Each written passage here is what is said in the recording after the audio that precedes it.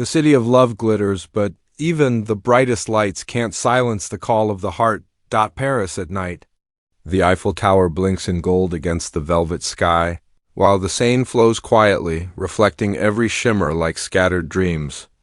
It looks perfect, the kind of postcard beauty people wait their whole lives to see. But sometimes, even surrounded by all that magic, you can feel a little lost. That's where Belly finds herself tonight. Her suitcase is full of clothes, her camera is full of pictures, but her heart is heavy with thoughts she can't leave behind.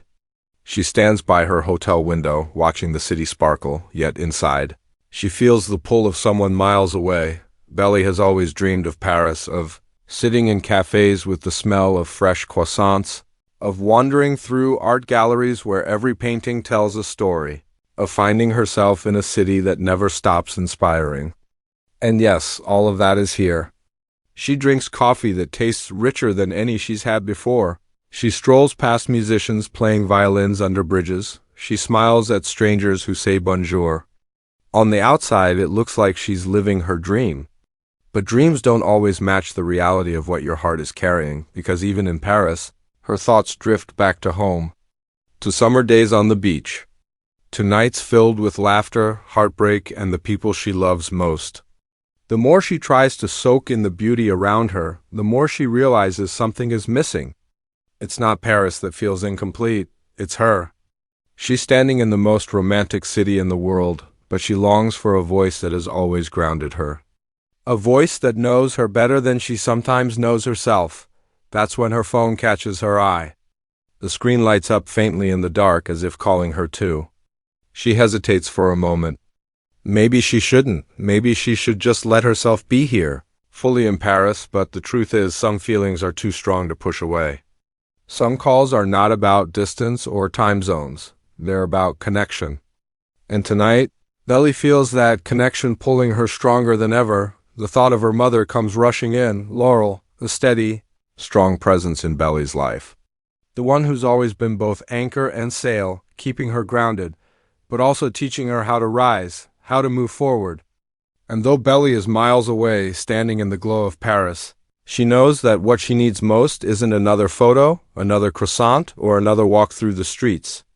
What she needs is a voice, Laurel's voice. So as the lights of the city shine outside, Belly takes a quiet breath and reaches for her phone.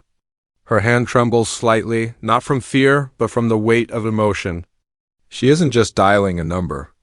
She's reaching for comfort, for understanding, for the peace of home that will always live in her mother's words. And with that single decision, the story shifts. Because sometimes the most beautiful part of a journey isn't the place you're in, but the people you call along the way. The phone screen glows like a small lantern in Belly's hand. Around her, Paris is alive. Footsteps echo on cobblestones. Laughter drifts from a nearby cafe, and the air carries the sweet smell of warm pastries and late-night flowers. But for Belly, everything fades into silence. All she hears is the steady beat of her own heart as she scrolls through her contacts. Her finger hovers over a name she has seen countless times, a name that feels like safety itself, Mom. For a moment, she hesitates. What if Laurel is busy? What if she sounds distant? What if this call makes her seem small, childish, unready to stand on her own? Belly presses her lips together, caught between pride and longing. But then she remembers Laurel has always been more than a mother. She has been a compass, pointing her back to herself whenever she's lost. That thought is enough. Belly taps the screen.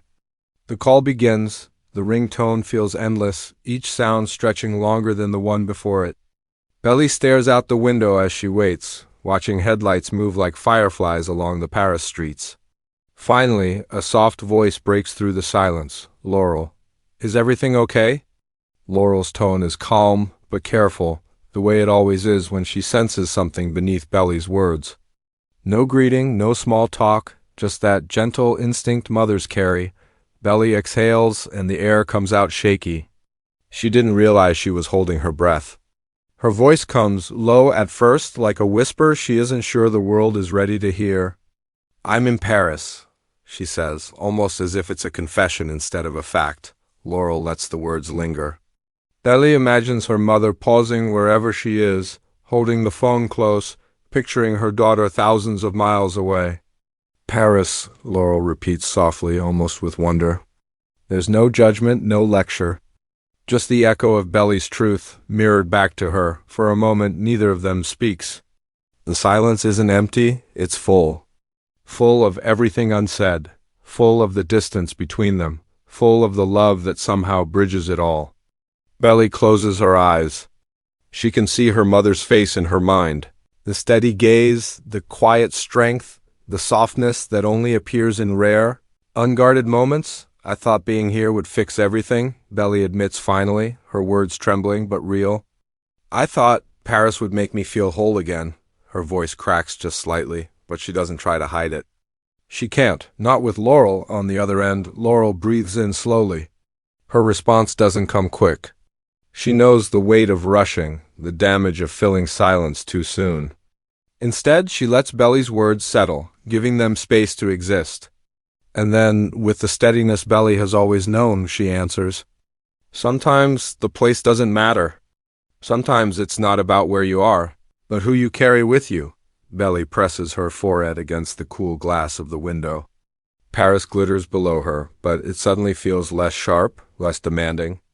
Laurel's words land like a soft blanket, easing the tension she didn't even know had built up inside her. "I just needed to hear your voice," Belly whispers, her tone breaking into something fragile and childlike. The kind of truth that escapes before you can polish it. And Laurel, with a strength that is quiet but unshakable, says the only words that could matter right now. "I'm here, that's all." No lecture. No over-explaining. Just the promise of presence. And in that moment, Paris feels less lonely. The city is still vast, still overwhelming, but Belly no longer feels like she's walking through it alone. The call has just begun, but already something inside her is lighter. It's not the whole conversation yet, it's only the doorway. But for Belly, that doorway matters more than any landmark she's seen all day. The quiet between Belly and Laurel stretches like a bridge, fragile but holding. Belly looks out at Paris again, the world buzzing beneath her. But it feels like she and her mother are the only two voices that exist right now. She bites her lip, fingers twisting the phone cord as though she could braid her tangled feelings into something neat.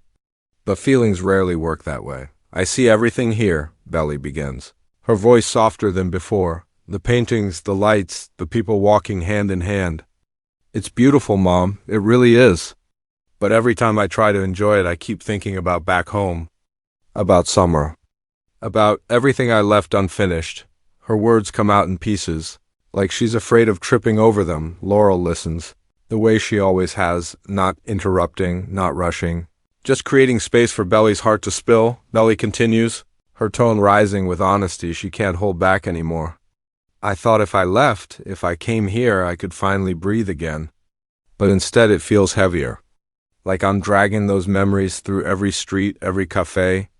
I thought Paris would distract me, but it just reminds me of Conrad, of Jeremiah, of us, of the way everything used to feel simple before it all got so complicated." Her chest tightens as she speaks, and she almost regrets saying their names aloud. But it's too late. They're in the air now, carried across oceans, reaching Laurel's ears. On the other end, Laurel takes a measured breath. Belly can imagine her mother's hand resting on a book, her gaze steady, her expression unreadable but warm. "It's not wrong to carry the past with you," Laurel says gently. "What matters is how you carry it. You can hold it like a wound, or you can hold it like a lesson. One hurts.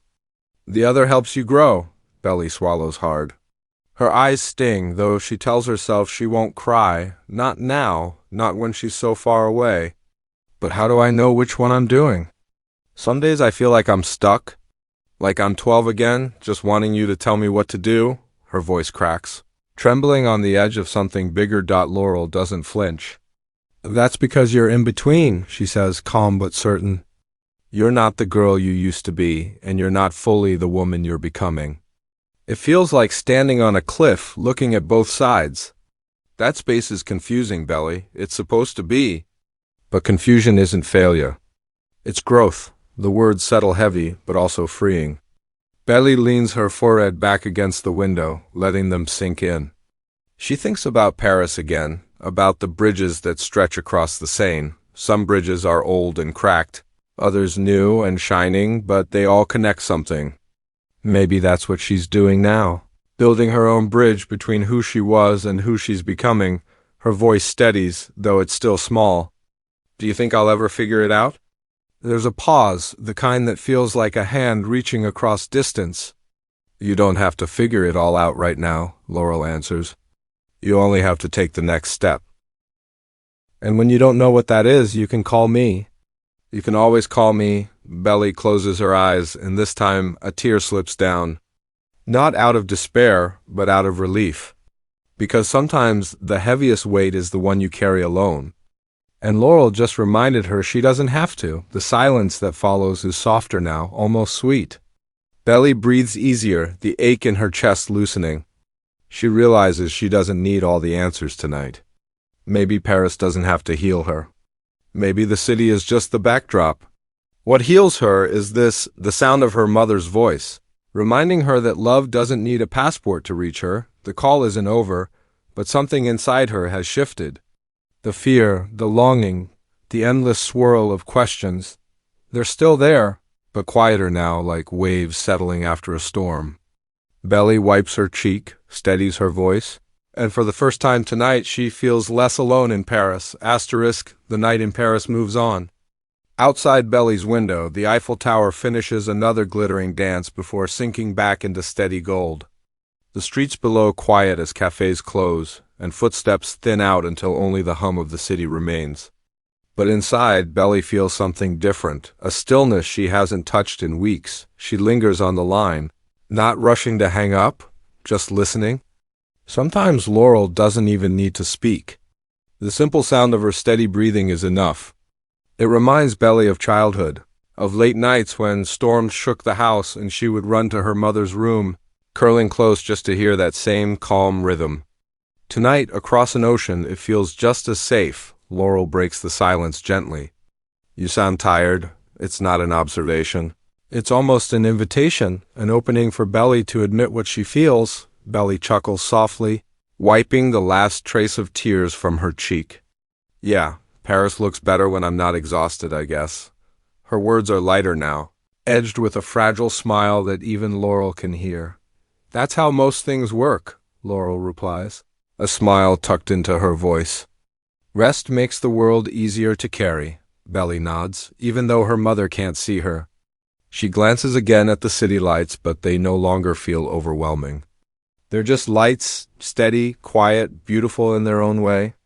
She realizes that maybe she doesn't have to fix Paris, or fix herself in Paris. Maybe she just has to live it, one moment at a time. I'm glad I called, Belly says finally, the truth warm on her tongue. I didn't know how much I needed this until now. On the other end, Laurel breathes in softly, and her answer comes without hesitation. I'm glad you did too. You don't have to carry everything alone, Belly, even from far away. I'm here, always. The words land like a promise, simple but unbreakable. And Belly feels it, that tether between them, stretching across miles, unshaken by distance. She closes her eyes, holding on to that feeling as though it could wrap around her like a blanket. For a moment, neither of them speaks. It's not silence now, it's peace. A quiet that doesn't ache, but heals. Belly finally whispers, "Good night, Mom." "Good night." "Sweetheart," Laurel replies, her voice steady, loving. Final in the way that only mothers can make a goodbye feel like a beginning too. The call ends with a soft click, and the screen goes dark. Belly sets the phone down gently, as though the weight of that conversation is something precious she doesn't want to break. She steps back to the window, looking at Paris with new eyes. The city hasn't changed. The tower still gleams, the river still flows, the streets still glow, but she presses her palm against the glass, the cool surface grounding her. The ache inside hasn't vanished, but it's softer now, shaped into something she can carry. She realizes that healing doesn't come in grand gestures or perfect places. It comes in moments, in voices, in promises, in the quiet truth that love can reach you anywhere. The camera of the faceless video would linger here. belly's silhouette against the Paris skyline. The world spread wide before her, and her heart steadier than it was at the beginning. The narrator's voice closes the story with a whisper. Sometimes, no matter how far you travel, home finds you in a voice. The screen fades to black. Gentle music swells, not triumphant but tender. And then, in clean white letters against the dark, the summer I turned pretty, Prime Video,